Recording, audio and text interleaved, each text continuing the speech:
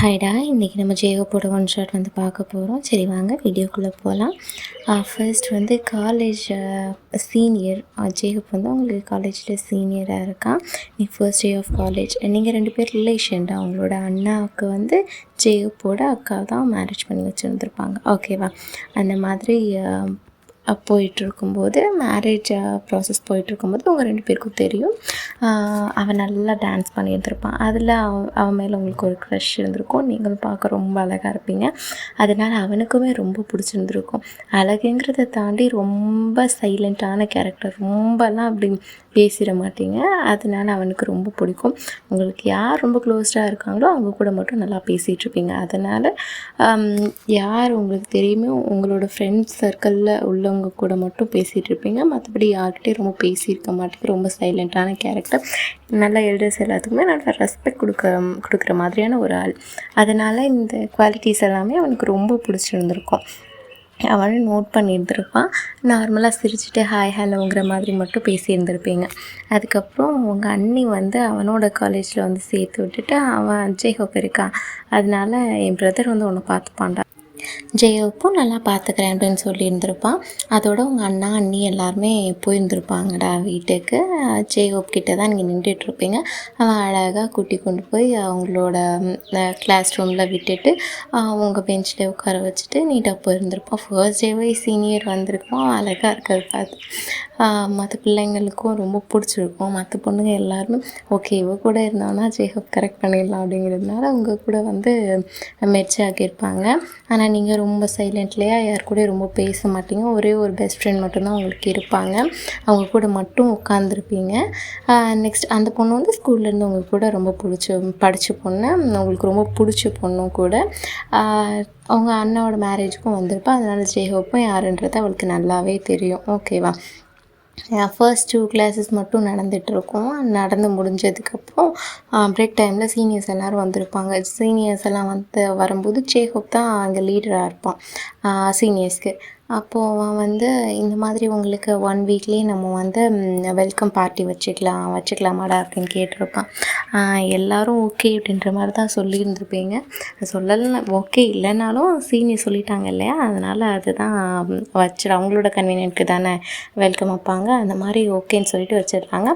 ஆனால் அந்த 1 வீக்கும் வந்து டான்ஸ் சிங்கிங்காக இருக்கட்டும், மற்றபடி எக்ஸ்ட்ரா ஆக்டிவிட்டீஸ் நிறையா வந்து கிராஃப்ட்ஸ் எல்லாமே நிறையா விஷயங்கள் வந்து இருக்கும்.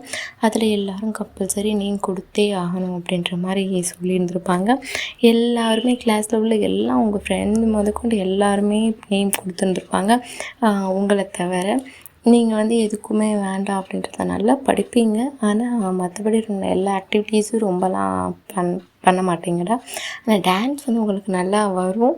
யாராவது சொல்லி கொடுத்தா ஆடுவீங்களே தவிர உங்களுக்காக தானாக நல்லா ஸ்டெப்ஸ் வந்து அந்த அளவுக்கு ரொம்ப சூப்பராலாம் ஆட தெரியாது. சொல்லி கொடுத்தா நல்லாவே ஆடுவீங்க. அந்த மாதிரியான ஒரு பொண்ணு.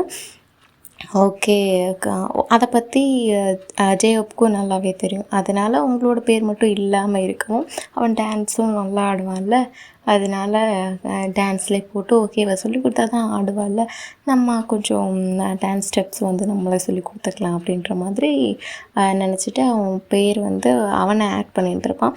ஓகே ஃபைனலிஸ்ட் ஆகிடுச்சு. யார் யார் எதுக்கு சேர்ந்துருக்கீங்க அப்படிங்கிற மாதிரி நேம் வந்து வாசிக்கும் போது டான்ஸில் உங்கள் நேமை வாசித்ததும் உங்களுக்கு பக்குன்னு இருக்குது. ஜேஹோப்பை பார்க்குறீங்க, அவங்க பேர் சொல்லிவிட்டு உங்களெல்லாம் பார்க்குறேன். பார்த்துட்டு நீ பண்ணுற அப்படின்ற மாதிரி சொல்லுவான். நீங்கள் இல்லை மாட்டேன்ற மாதிரி தலையாட்டுவீங்க. என்ன இல்லை பண்ணுற உன்னால் முடியும் அப்படின்னு சொல்லிட்டு, இல்லை சீனியர்னால் பண்ண முடியாது அப்படின்ற மாதிரி நீங்கள் சொல்லுவீங்க. இருந்தால் இல்லை நீ கண்டிப்பாக ஆடுவேன் எனக்கு தெரியும்னு சொல்லிவிட்டு நான் தான் உன்னோட பேரை இருக்க போகிறேன், நான் சொல்லி கொடுத்துக்கிறேன், அதை நீ நல்லா டான்ஸ் பண்ணுவ சொல்லி கொடுத்தா ஆடுவல, அப்புறம் என்ன நான் மேனேஜ் பண்ணிக்கிறேன் அப்படின்ற மாதிரி சொல்லிவிட்டு போயிருந்திருப்பான். அதை விட அன்னைக்கு வந்து லன்ச் பிரேக்குக்கு அப்புறமே டான்ஸுக்கு வந்து கூப்பிட்டுருந்துருப்பான். நீங்களும் போயிருந்துருப்பீங்க. ஃபர்ஸ்ட் டேவே வந்து எப்படிடா ஆட போகிறோம், என்னடா பண்ண போகிறோம் அப்படின்ற மாதிரி நினச்சிட்டு கேஃபிடேரியாவில் உட்காந்துட்ருப்பீங்க. அப்போது உட்காந்துட்டு இருக்கும்போதே ஒரு பையன் வந்து இந்த ஃபர்ஸ்ட் டே பார்த்தோன்னே உங்களுக்கு ரொம்ப பிடிச்சிருந்துருக்கும். அதனால் அதை ப்ரப்போஸ் பண்ணலாங்கிற மாதிரி வந்திருப்பான். நீங்கள் ஃபஸ்ட்டு ஸ்டார்டிங்லேயே அவனை கவனிச்சிருந்துருப்பீங்க. இருந்தாலும் என்ன ஃபர்ஸ்ட் டேவே இப்படி பண்ணிகிட்ருக்கானேன்ற மாதிரி நீங்கள் கண்டுக்க மாட்டீங்க. ஆனால் அவன் அதோடு விடாமல் ப்ரப்போஸ் பண்ணலாம் அப்படிங்கிற மாதிரி வந்திருப்பான். உங்களுக்கு அவன் வர்ற பொசிஷன்லேயே தெரிஞ்சிருச்சு உங்களுக்கு அவன் இதுக்கு தான் வர்றாங்கிறது. நீங்கள் எந்திரிச்சு ஓடிருப்பீங்க, ஜேஹோப் எங்கே இருப்பான் அப்படின்னு சொல்லிட்டு. ஜேஹோப் பின்னாடி போய் ஒளிஞ்சிக்கலாம். அது எப்படி ஜேஹோப் கிட்ட சொன்னோன்னா நம்ம ஃபேமிலி இல்லை, அவன் வந்து கண்டிப்பாக காப்பாற்றிடுவான் அப்படின்ற மாதிரியான ஒரு இதில் உங்கள் அண்ணா சொல்லின்னு இருப்பாங்க. எந்த பிரச்சனையாக இருந்தாலும் எதாக இருந்தாலும் ஜேஹோப் கிட்டப்போ அவன் கண்டிப்பாக அதை சால்வ் பண்ணுவான் அப்படின்னு சொல்லி. அதனால் அவன்கிட்ட ஓடிடலாம் அப்படின்னு போயிருந்துருப்பீங்க. அவன் கீழே வந்து ஸ்போர்ட்ஸ் ஏரியாவில் நின்று அவன் ஃப்ரெண்ட்ஸ் கூட பேசிகிட்டு இருப்பான்.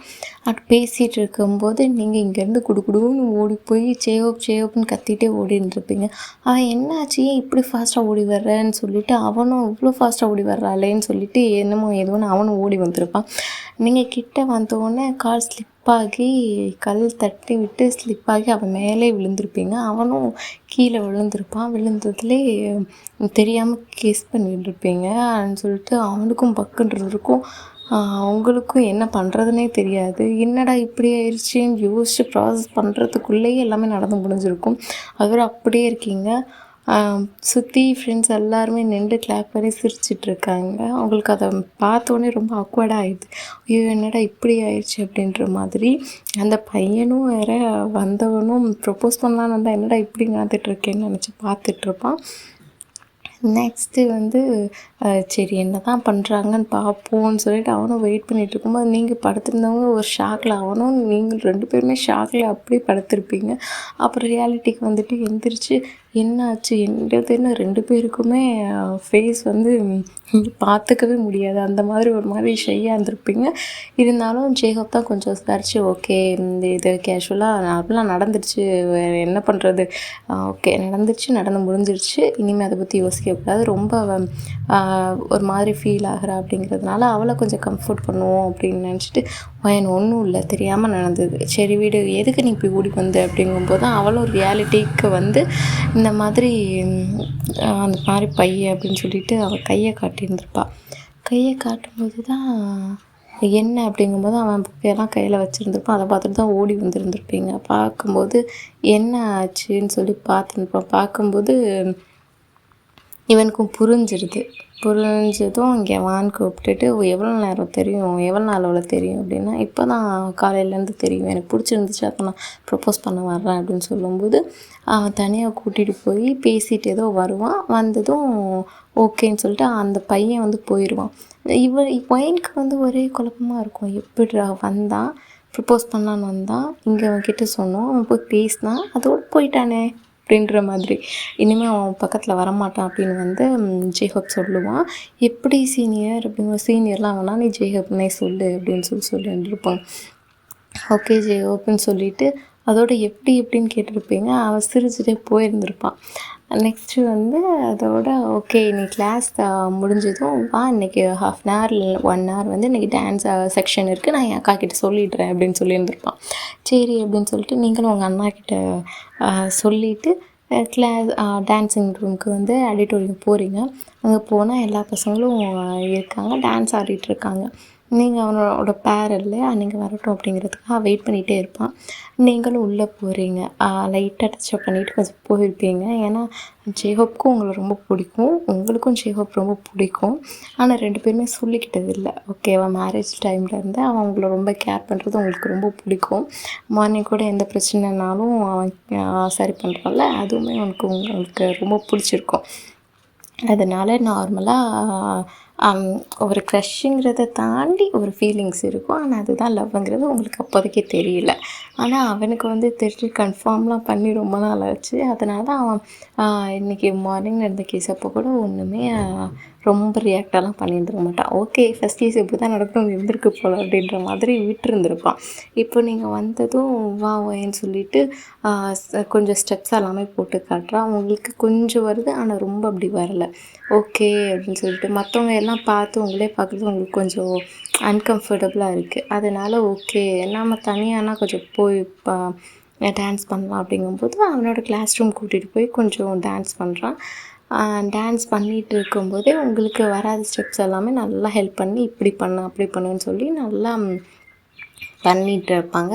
கொஞ்சம் ரொமான்டிக்கல் சீன் மாதிரியெல்லாம் வரும்போது இது அவங்க பின்னாடி வந்து ஹக் பண்ண மாதிரி நின்றுருப்பான். நின்றுட்டு ஹிப்பில் கை வச்சுக்கலாமான்னு ஒரு காதுகிட்ட கேட்டோன்னு உங்களுக்கு ஒரு கூஸ் பம்ப்ஸாக இருக்கும். இப்படி இருக்கானே அப்படின்னு அந்த ஹார்ட் பிரேத்துக்கும் அதுக்கும் உங்களுக்கு ரொம்ப அப்படி ஒரு மாதிரியாக இருந்திருக்கும். நீங்கள் அப்படியே திரும்பி அவனை பார்க்கும்போது அந்த வியூவிலேருந்து உங்களை பார்க்கும்போது அவனுக்கும் ரொம்ப பிடிச்சிருந்துருக்கும். 2 பேருக்குமே பிடிக்கும். இருந்தாலும் வெளியில் சொல்லலை இல்லையா? வெளியில் சொன்னால் தானே எல்லாம் நடக்கும். அதனால சரி இதுவே நல்ல சிச்சுவேஷன் சொல்லிடலாமான்னு நினப்பேன். இருந்தாலும் நீங்கள் வேண்டான்னு சொல்லிவிட்டு அப்புறம் நடக்கிற விஷயங்களும் இதில் இந்த மாதிரி டான்ஸிங் அப்போது நடக்கிற குட்டி குட்டி ரொமான்ஸ் இது கூட நடக்காமல் போயிடுமே அப்படிங்கிறதுனால நீங்கள் வேணான்னு சொல்லிட்டு போயிட்டிங்கன்னா போச்சுங்கிறது ஒரு பயத்துலேயே எதுவும் சொல்ல மாட்டான். அப்படி தான் நல்லா ஜாலியாக டான்ஸ் பண்ணிகிட்ருப்பீங்க. இந்த மாதிரி குட்டி குட்டியாக ரொமான்ஸ் வந்து நடந்துகிட்ருக்கும். டான்ஸ் பண்ணும்போது கை வைக்கும் போதெல்லாம் அவங்க மேலாம் அவள் ரொம்ப அப்படி பார்த்துன்னா இல்லை, நார்மலாக எப்பவும் ஒரு மென் கூட ஆடுற மாதிரி உங்கள் கூட ஆடுறான் போல் அப்படின்ற மாதிரி நீங்களாம் நினச்சிப்பீங்க. ஆனால் அவன் லவ் பண்ணுறான் அதனால் தொட்டாலும் ஒன்றும் பிரச்சனை இல்லை அப்படிங்கிற மாதிரி தான் அவனோட மைண்ட் வாய்ஸ் இருக்கும். நல்லா டான்ஸ் ஆடிட்டுருக்கீங்க. டான்ஸ் ஆடிட்டு இருக்கும்போதே நீங்கள் ஒரு ஸ்டெப் போடும்போது இந்த சுற்றுவோம் இல்லையா, சுற்றி வந்து அவன் கையில் இப்படி விழுகிற மாதிரி இருக்கும்ல, அந்த மாதிரி ஸ்டெப்ஸை வந்து பண்ணி பார்க்குறீங்க. உங்களுக்கு அது கரெக்டாக வரலை. திரும்ப திரும்ப பண்ணி பார்க்கும்போது கால் வந்து லைட்டாக ட்விஸ்ட் ஆயிடுது. ட்விஸ்ட் ஆனதும் அவனுக்கு என்ன பண்ணுறதுன்னு தெரியல. அங்கே போனாலும் ஃபஸ்ட் எய்ட் ரூம்லேயும் யாரும் இருக்க மாட்டாங்க. ஆனால் ஓப்பனில் தான் இருக்கும். எனி டைம் வந்து ஓப்பனில் தான் இருக்கும். போய் பார்க்குறான். போய் அவங்கள தூக்கிட்டே தான் ஓடுறான். அப்போதைக்கு வலி இருந்தாலும் உங்களுக்கு அது ரொம்ப பிடிச்சிருக்கு. கூட்டிகிட்டு போய் அங்கே படுக்க வச்சு ஃபுல்லாக ஃபஸ்ட் எய்ட் பண்ணுறதுக்கு எல்லாம் பண்ணிகிட்டு இருக்கான்.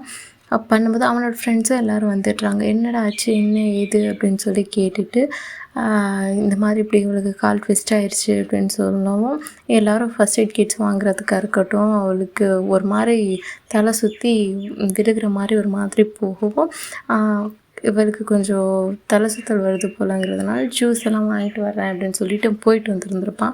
போயிட்டு வந்து கொஞ்சம் கொடுத்து அவளை கொஞ்சம் காம் பண்ணியிருந்துருப்பான். அதனால் லேட்டாக தான் வருவா அப்படின்ற மாதிரி சொல்லி அவனோட அக்காவுக்கும் சொல்லியிருந்திருப்பான். அவங்க அண்ணாவுக்கும் நியூஸ் போயிருந்துருக்கும். ஓகே நான் போய் கூட்டிகிட்டு வரேன்றதுக்கு அவங்க அண்ணா வந்துட்டுருப்பான். வந்துட்டு இருக்கும்போதே இவளுக்கு வந்து கொஞ்சம் எனக்கு தூக்கம் வருதுன்னு சொல்லுது. இப்போ சரி கொஞ்சம் நேரம் ரெஸ்ட் எடு அப்படின்னு சொல்லும்போது எல்லா பாய்ஸும் வெளில போயிருப்பாங்க. ஜேவ் மட்டும்தான் உள்ளே உட்காந்துருப்பான். அப்போதைக்கு பிளட் ஸ்டெயின் வந்து ட்ரெஸ்ஸில் வந்து லைட்டாக இருக்கிற மாதிரி இருந்திருக்கும். அவன் ஃபஸ்ட்டு பார்க்கும்போது என்ன ஆச்சு, கால் தானே ட்விஸ்ட் ஆச்சுன்னு பிளட் ஸ்டெயின் இருக்க மாதிரி இருக்கேன்னு பார்த்துன்னு இருப்பான். அவள் படுத்தது கொஞ்சம் நேரத்தில் நல்லா தூங்கியிருந்திருப்பாள். தூங்கும்போது அவளுக்கு பீரியட்ஸ் ஆக்சுவலி ஆகியிருந்திருக்கும். இவன் அதை ப்ராசஸ் பண்ணிவிட்டு இப்படியா இருக்குமோ அப்படின்ற மாதிரி ப்ராசஸ் பண்ணிவிட்டு கீழே போய் எனி டைம் வந்து ஓப்பனில் தான் ஸ்டோர் இருக்கும். இங்கே போய் அவளுக்கு தேவையான திங்ஸ் எல்லாம் வாங்கிட்டு வருவான். வந்துட்டு கொடுக்கலாமா வேணாமாங்கிற ஒரு தாட்லேயே தான் இருந்திருப்பாள். கொடுத்த இது தப்பாக நினச்சிப்பாளா என்னன்றது. இவனோட ஓவர் ஜாக்கெட்டையும் கட்டி விட்டுடலாமா இல்லை அப்படின்ற மாதிரி யோசிச்சுட்டு இருந்திருப்பான். வாங்கிட்டு வந்து வச்சுட்டு அப்போதைக்கு சரி கொடுக்கலாமா வேணாமான்னு யோசிச்சுட்டு இருக்கும்போது பின்னாடி உங்களோட அண்ணா வந்துடுவார். வரும்போதே அவன் இதை பின்னாடி கையில் வச்சிட்ருக்கிறத வந்து பார்த்துருவான். பார்த்தோன்னே என்ன ஒயிட் கேரி பேக் தானே, அதில் இது இருக்கிறது எல்லாமே தெரியுது. என்ன இப்போ இதெல்லாம் இவன் எதுக்கு வாங்கி வச்சுருக்கான்னு நினச்சிட்டு கொடுக்கலாமா வேணாமான்னு போயிட்டு வந்திருப்பான். அவன் தூங்கிட்டுருப்பான். ஐயோ எப்படி கொடுக்குறதுன்னு தலையில் அவன் கை வச்சு 2 கையும் தலையில் வச்சு ஒரு மாதிரி பண்ணிகிட்ருப்பான். கீழே வச்சுட்டு அதை பார்த்தோன்னே அவனுக்கு புரிஞ்சிருச்சு. ஓகே அவனுக்கு பிடிச்சிருக்கு போல், கொஞ்ச நாள் ஆகட்டும் பேசலாம் அப்படின்ற மாதிரி. அவன் ஃபைனல் இயர் முடிச்சு போக போகிறான். பையனும் ஃபர்ஸ்ட் இயர். ஓகே ஒரு 3 இயர்ஸ் ஆகட்டும், அதுக்கப்புறம் நம்ம மேரேஜ் பண்ணி வச்சுக்கலாம் 2 பேருக்கும் அப்படிங்கிற மாதிரி உங்கள் அண்ணா நினச்சிட்டு நின்றுட்டே இருப்பாங்க. ஜேஹோப் வாங்கி வச்சுருக்க திங்ஸை அப்படி குறுன்னு பார்த்துட்டு ஜேஹோப் திரும்பி பார்க்கும்போது அவங்க அண்ணா வந்து அந்த திங்ஸை பார்த்துட்டே இருக்கிறத பார்த்துட்டு அவனுக்கு ஷாக் ஆகிருக்கும். வர்றேன்னு சொன்னார், ஆனால் இப்படி வந்து பார்க்குற மாதிரி இப்படி ஆயிடுச்சு அப்படின்ற மாதிரி. ஓகே கொஞ்சம் கேஷுவலாக மெயின்டைன் பண்ணி ஜேஹோப்னு அவனே மனசுக்குள்ளே சொல்லிவிட்டு மாமா பையனுக்கு தேவையான திங்ஸ் மட்டும் வாங்கி வச்சுருக்கேன் அப்படிங்கிற மாதிரி வைப்பான். அப்பாவா அதோட நீங்களே கொடுத்துருங்க மாமா அப்படின்னு சொல்லிட்டு அவள் வெளியில் போயிடுவான். அதோட உங்கள் அண்ணாவும் நீங்கள் எந்திரிச்சிருவீங்க. எந்திரிச்சதும் உங்கள் அண்ணா அவங்கள பேம்பர் பண்ணி பார்த்துட்டு அப்புறம் ட்ரெஸ் சேஞ்ச் பண்ணுறதுக்கு சொல்லுவாங்க. உங்கள்கிட்ட இப்போது காலேஜில் ஃபர்ஸ்ட் டே ட்ரெஸ்ஸிங் எதுவும் இல்லைக்கும் போய் வாஷ் பண்ணிவிட்டு உங்கள் அண்ணாவோட கோட் வந்து எடுத்து ஹிப்பில் கட்டிட்டு நீங்கள் அதோடு வந்துடுவீங்கடா. வீட்டுக்கே வந்துடுவீங்க. ஜேகோப்பும் உங்கள் கூடயே தான் வருவான். அவங்க அண்ணா தான் வர சொல்லியிருந்துருப்பாங்க. ஜேகோப்பும் கூடயே வந்திருப்பான். ஓகேன்னு உங்களை வீட்டில் விட்டுட்டு போயிடலான்னு. நீங்கள் வீட்டில் போய் கீழே இறங்கும்போது ஜேகோப் அண்ணா நீனும் ஜேகோப் போடுமாங்க. இல்லை மாமா நான் போகிறேன் அப்படின்னு சொல்லி அதான் இவ்வளோ தூரம் வந்துட்டல வான்னு சொல்லிட்டு இருக்கும்போது அவங்க அக்காவும் வந்துடுவாங்க. வந்ததும் வா அப்படின்னு சொன்னதும் ஜேகோப்பும் உள்ளே போயிடுவாங்க. சரி கொஞ்சம் நேரம் இருந்துட்டு போகலான்னு நினச்சிட்டு இருப்பான். ஜேகோப்போட அக்கா வந்து இல்லை இன்றைக்கி நீ இரு இங்கே அப்படின்னு சொல்லுவாங்க. ஓகே சரி இருக்கலாம் அப்படின்ட்டு டைம் ஆகிருக்கும். ஒரு 8 ஆகிருக்கும். ஓகேன்னு எல்லோரும் டின்னர் வந்து சாப்பிட்டுட்டு இருக்கீங்க. ஆனால் உங்களை மட்டும் கீழே காணவே காணோம். ஏன்னா உங்களுக்கு ஷையாக இருக்குது. இப்படின்னு ஜேகோப் பார்த்துருப்பான்றது வந்து உங்களுக்கு தெரியும். அவன் தான் திங்ஸ் வாங்கி கொடுத்தாங்கிறதுலாம் அவங்க அண்ணா அவங்கக்கிட்ட சொல்லலை. அவர் வாங்கி கொடுத்த மாதிரி நினச்சிக்கிறீங்க. இருந்தாலும் அவருக்கு தெரிஞ்சிருக்குமே அப்படிங்கிற மாதிரி நீங்கள் ஹிப்பில் கட்டிட்டு தானே வந்திருப்பீங்க உங்கள் அண்ணாவோட ஷர்ட்டு. அப்போ லைட்டாக ஆனாலும் வெளியில் லைட்டாக தெரிஞ்சிருக்கும். அதனால கொஞ்சம் ஒரு மாதிரி சங்கடமாக ஃபீல் பண்ணிவிட்டு வந்திருப்பீங்க. அந்த ஒரு தாட்லேயே டக்குன்னு ஒரு விஷயம் நடந்துச்சுன்னா அதுலேருந்து சீக்கிரம் அன்னைக்கு வெளியே வர முடியாதுல்ல. அதே யோசனையில் இருப்போம்ல. அதே மாதிரி அதே யோசனையிலே இருந்துகிட்ருக்கீங்க. ஜேகோப் வந்து அதெல்லாம் கண்டுக்கலை. ஓகே இதெல்லாம் ஹியூமன் பீயிங் நார்மல் தானே அப்படின்ற மாதிரி இருந்தாலும் அது உங்களுக்கும் தெரியும். பட் இருந்தாலும் உங்களுக்கு ஒரு மாதிரியாக இருக்குது. நீங்கள் அதையே நினச்சிட்டு கீழே ஜேகோப் இருப்பான் நான் போவேணாம் அப்படின்னு. ஏன்னா அவங்களோட க்ரஷ் வேறல்ல. அதுவும் இல்லாமல் சீனியர் வேறு டான்ஸும் ஆடணும்.